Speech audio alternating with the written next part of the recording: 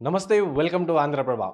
దేశమంతా గణతంత్ర వేడుకలు ఘనంగా జరుపుకుంటున్నాయి. కానీ మన తెలుగు రాష్ట్రాల్లో చూసుకుంటే 2 రాజకీయాలు గూడా చాలా భగ్గుమంటున్నాయని చెప్పుకోవచ్చు. ఇటు తెలంగాణ చూసుకుంటే ఇటు తెలంగాణలో రాజకీయం, అటు ఏపీలో చూసుకుంటే ఏపీ రాజకీయ సమావేశాలు గూడా, అటు రాజకీయ పరంగా గూడా ఈ గణతంత్ర వేడుకల్లోనే వాళ్ళు రాజకీయ మీటింగ్స్ గూడా జరిపారు.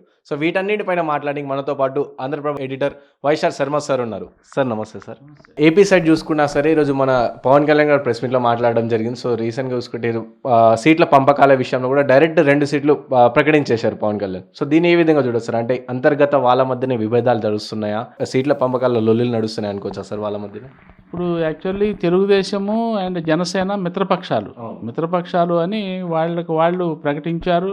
అలాగే ప్రవర్తిస్తున్నారు. ఇద్దరూ కలిసి సమావేశాలు జరుపుతున్నారు. ఫోటోలకి పోజులు ఇస్తున్నారు. ఇద్దరం కలిసి ఉమ్మడి లిస్టు మేము ఉమ్మడి మేనిఫెస్టో ప్రకటిస్తాము. అట్లాగే ఉమ్మడి జాబితాలు ప్రకటిస్తామని కూడా చెప్పుకుంటూ వస్తున్నారు.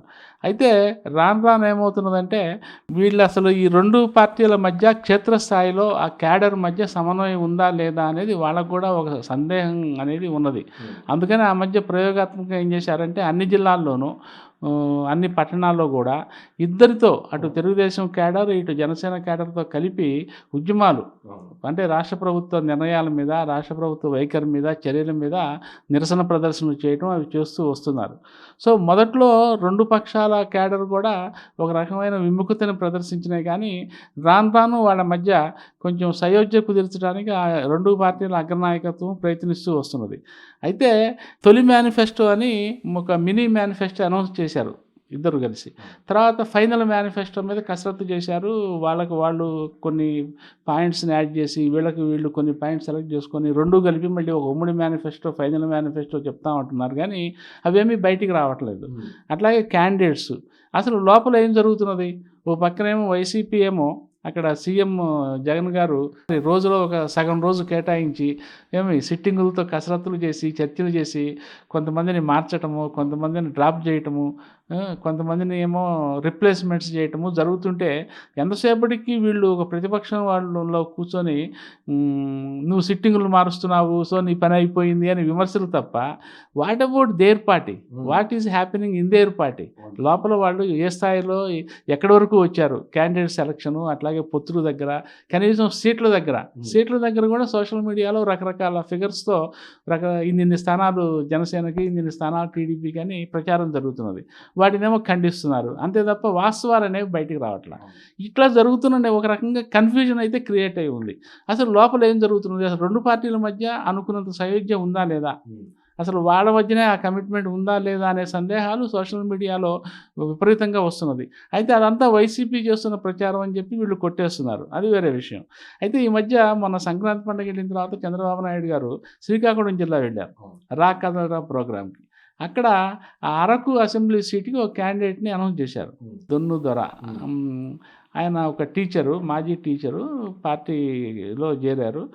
ఆయన్ని అరకు అసెంబ్లీ సీటుకి నేను అభ్యర్థిగా ప్రకటిస్తున్నాను చంద్రబాబు నాయుడు గారు స్టేజ్ మీద అఫీషియల్గా పబ్లిక్గా అనౌన్స్ చేశారు. అది టీడీపీ ఫస్ట్ క్యాండిడేట్ అనమాట, అనౌన్స్డ్. అది ఒక 2-3 రోజులు దాని గురించి పెద్దగా ఎవరు పట్టించుకోలేదు. కానీ తర్వాత రాను రాను జనసేనలో పవన్ కళ్యాణ్ గారి మీద వితిన్ ద పార్టీ ఒత్తిడి పెరిగింది. ఇప్పుడు పక్కనేమో మనమేమో పొత్తు అనుకుంటూ, ఉమ్మడి జాబితాలు అనుకుంటూ, ఇద్దరు కలిసి అనౌన్స్ చేయాలనుకుంటుంటే ఏకపక్షంగా అనౌన్స్ చేయడం ఏంటి, ఖరారు చేయడం ఏంటి అనేది ఒక ప్రశ్న సహజంగానే వస్తుంది. ఇది మెల్లిమెల్లిగా ఇన్సైడ్ బాయిల్ అవుతూ వస్తున్నట్టుంది. ముఖ్యంగా పవన్ కళ్యాణ్ గారి మీద విపరీతమైన ప్రెషరు బిల్డప్ అవుతుంది సహజంగానే. దాంతో ఆశావాహులు అనేవాళ్ళు ఊరుకోరు కదా. వాళ్ళు 1,00,000 ప్రయత్నాలు చేస్తుంటారు. మొత్తం మీద పవన్ కళ్యాణ్ గారు దానికి కొంత రెస్పాండెడ్ ఆయన. సరే నేను కూడా 2 సీట్లు అనౌన్స్ చేస్తున్నానని చెప్పి ఆయన రాజోలు ఒక సీటు, రాజానగరం సీటు 2 సీట్లు నేను కూడా అనౌన్స్ చేస్తున్నానని చెప్పి ఆయన ప్రకటించారు. అట్లాగే అసలు 2 పార్టీల మధ్య ఏ స్థాయిలో సాన్నిహిత్యం ఉంది, ఏ స్థాయిలో దూరం ఉందో కూడా ఆయన మాటల ద్వారా మనకు తెలుస్తున్నది. నేను చాలా వరకు మౌనం వహిస్తూ వస్తున్నాను. ఎందుకంటే జగన్ ప్రభుత్వాన్ని ఓడించాలి, ఏమి ఓట్లు చీలకూడదనే ఒకే ఒక ఏకైక లక్ష్యంతో నేను సైలెంట్గా ఉంటున్నాను. ముఖ్యంగా నారా లోకేష్ చేస్తున్న స్టేట్మెంట్లు కూడా నేను స్పందించలేదు. నారా లోకేష్ గారు ఆ మధ్య ఆయన పాదయాత్రలో రకరకాల స్టేట్మెంట్స్ దాదాపు రోజు ఇచ్చిన సందర్భాలు ఉన్నాయి. చంద్రబాబు నాయుడు గారే సీఎం అవుతారు అని చెప్పి మాట్లాడిన సందర్భం అసలు అప్పుడే జనసేనలో నుంచి రావాల్సినంత రివోల్ట్ రాలేదు. అది కూడా ఒక రకంగా బ్రీచ్ ఆఫ్ ఇదే కదా. మరి అసలు సీఎం క్యాండిడేట్ ఎవరు అనేది కూడా వాళ్ళ ఒప్పందంలో ఒక భాగం, కీలకమైన భాగం అవ్వాలి. మరి అసలు అవన్నీ వాళ్ళు డిసైడ్ చేసుకున్నారా లేదా అనేది ఇప్పటికీ జనానికి తెలియదు. సో టీడీపీ జనసేన పొత్తు అనేది అది ఇప్పటికీ ఒక రహస్యమైన నిగూఢమైన వ్యవహారంలాగా నడుస్తున్నది తప్ప ఇద్దరూ ఓపెన్ అప్ కాలేదు. వాళ్ళిద్దరూ ఎప్పుడు ఇంకా చెప్పాలంటే అసలు ఇంత కీలకమైన టైంలో 175 స్థానాలను డిసైడ్ చేయాలి, పైగానేమో 25 లోక్సభ స్థానాలు డిసైడ్ చేయాలి. అసలు ఒక ఇద్దరు పార్టీ అగ్రనేతలు చాలా తరచుగా మీట్ అయితే తప్ప ఇద్దరి మధ్య ఒక రకమైన కోఆర్డినేషన్, అండర్స్టాండింగ్ రాదు. సో కానీ అంత ఫ్రీక్వెంట్గా కూడా వాళ్ళు మీటింగ్స్ పెట్టుకుంటున్న ఇది మనకు కనిపించట్లా, చాలా రేర్గా కలుస్తున్నారు అప్పుడప్పుడు. సో ఇదంతా ఏంటంటే కామన్ మ్యాన్కి వీళ్ళిద్దరి మధ్య అసలు పొత్తు ఏ స్థాయిలో మెటీరియలైజ్ అవ్వచ్చు అనే ఒక సందేహాలు వ్యక్తం చేస్తున్న వాళ్ళు కూడా ఉన్నారు.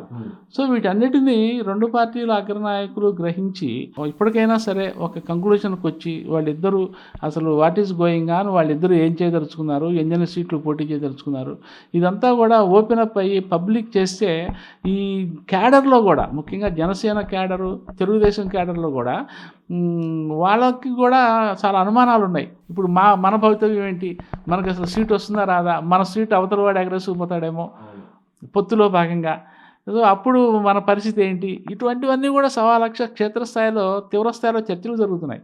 సో వీటన్నిటినీ మననంలోకి తీసుకొని రెండు పార్టీల అగ్రనేతలు తరచుగా కూర్చొని ముఖ్యంగా అర్జెంటుగా ఒక క్లారిటీ, ఇది ప్రజలకు ఒక స్పష్టత ఇస్తే ఇటువంటివి జరగకుండా ఉంటాయి. ఈలోపేమో మళ్ళీ పవన్ కళ్యాణ్ గారు నేను ఢిల్లీ పోతున్నట్టు ఆయన చెప్పినట్టు తెలుస్తున్నది. సో ఢిల్లీ పోయి బీజేపీ వ్యవహారం ఏంటి కథా కవాంశం తెలుసుకోవాలనుకుంటున్నారు.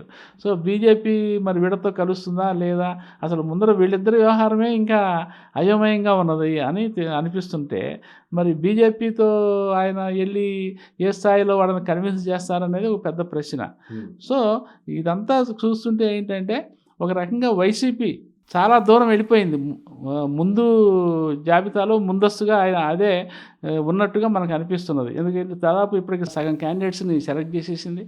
ఏంటి ఇవాళ రేపు ఇంకొక 6వ లిస్టు రాబోతున్నది. అందులో ఎక్కువ ఎంపీల స్థానాలు ఫైనలైజ్ చేస్తున్న వాతావరణం కనిపిస్తున్నది. సో వైసీపీ మాత్రం ఓపెన్ అప్ అయ్యి బయట విమర్శలు ఎన్ని వస్తున్నా సరే జగన్ గారు తను చేయదలుచుకున్నది తను చేస్తున్నారు. గెలిపే లక్ష్యంగా గెలుస్తాడా ఇర్రెస్పెక్టివ్ ఆఫ్ పర్సనాలిటీస్ గెలుస్తాడా లేదా అనే సర్వే రిపోర్ట్స్ ప్రకారం ఆయన చేసుకుంటున్నారు. మిగతా ఈ అపోజిషన్ మాత్రం చాలా వెనకబడి ఉన్నది. అంతవరకు అయితే మనకు స్పష్టంగా తెలుస్తున్నది. అది థ్యాంక్ యూ సార్. చూసారు కదా, ఇది వైఎస్ఆర్ శర్మ సార్ గారి విశ్లేషణ. రేపు మరొక రాజకీయ టాపిక్తో మళ్ళీ మీ ముందుకు వస్తాం. అప్పటికి చూస్తూనే ఉండండి ఆంధ్రప్రభ.